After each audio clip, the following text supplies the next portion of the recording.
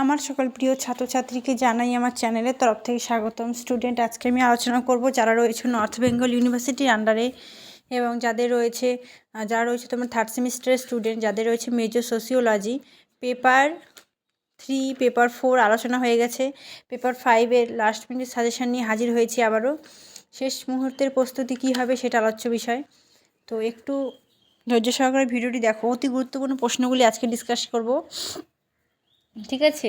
তো খাতা কলম বের করো, আমি ধীরগতিতে বলবো, তোমরা লিখে নিতে পারবে, ঠিক আছে? মেজর সোসিওলজি তোমাদের পেপারের নাম সেটা হলো তোমাদের সোসিওলজি অফ ডেভেলপমেন্ট, ঠিক আছে?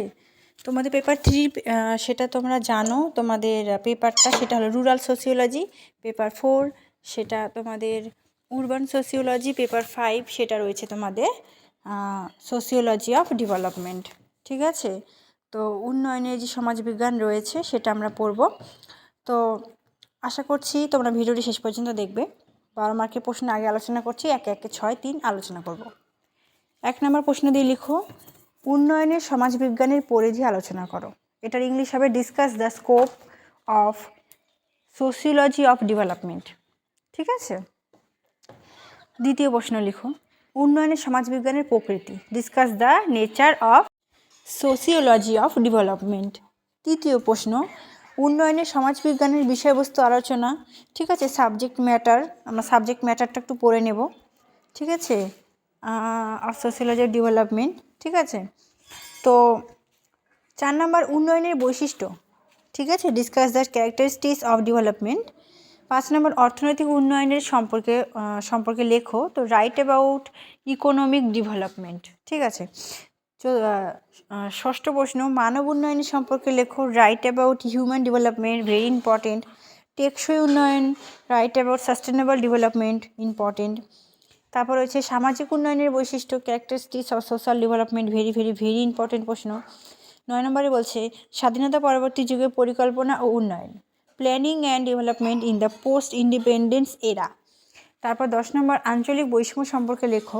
রাইট অ্যাবাউট রিজিওনাল ডিফারেন্স, ঠিক আছে? তারপর সামাজিক বর্জন সম্পর্কে লেখো। Right about social exclusion.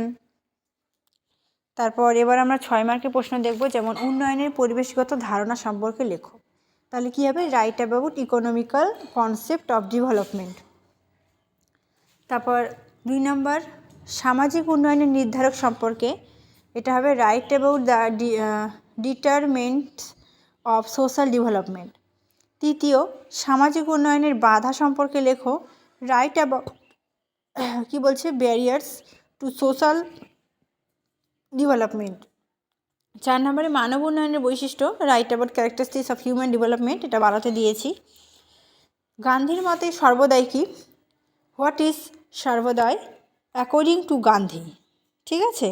গ্রাম স্বরাজ পড়ব, ভিলেজ স্বরাজ পড়ব, গ্রামীণ পুনর্গঠন আর সমবায় পড়ব, রুরাল, ঠিক আছে, এগুলো পড়ব। 9 নম্বর, আঞ্চলিক বৈষম্যের প্রভাব পড়ব। Write the effect of regional ডিসপারিটি, আঞ্চলিক বৈষম্যের কারণ, রিজনস ফর রিজনাল ডিসপারিটি। স্থানচ্যুতির প্রভাব লেখো। Write the effect of displacement. দেখো, এবার আমরা 3 মার্কের প্রশ্ন আলোচনা করব।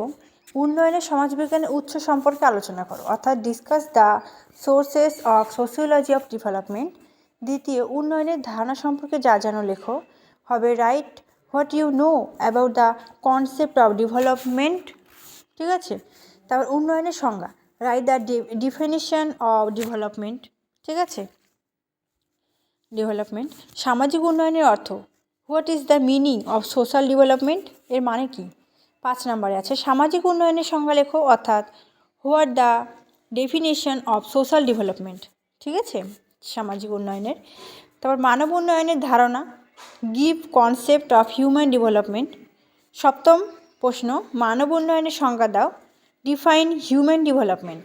8 নম্বর প্রশ্ন, স্থানচ্যুতির কারণ, write the reasons for displacement. 9 নম্বর রয়েছে সামাজিক বর্জনের অর্থ, write the meaning of social exclusion. 10 নম্বর, স্থানচ্যুতির অর্থ, write the meaning of displacement. তো আমি সবটা আলোচনা করলাম তোমাদের পেপার 3, পেপার 4, পেপার 5।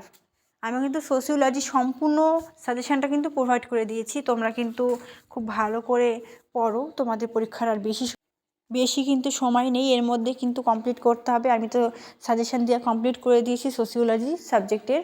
তো আরও যদি কোনো কিছু বুঝতে অসুবিধা হয় সেটা অবশ্যই কমেন্ট করে জানাবে, আমি সেই সমস্যার সমাধান নিয়ে আসবো। ভিডিওটি যদি তোমার ভালো লেগে থাকে ভিডিওটি অবশ্যই তোমার বন্ধুদের সাথে শেয়ার করে দাও, সকলকে দেখার সুযোগ করে দাও।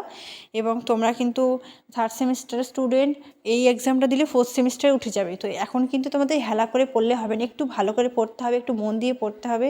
পরীক্ষার কটা দিন একটু ভালো করে পড়ো, দেখবে রেজাল্ট কিন্তু খুব ভালো হবে। আশা করছি ভিডিওটি অনেক উপকৃত হলো। Thanks for watching. After all, thank you সকলকে।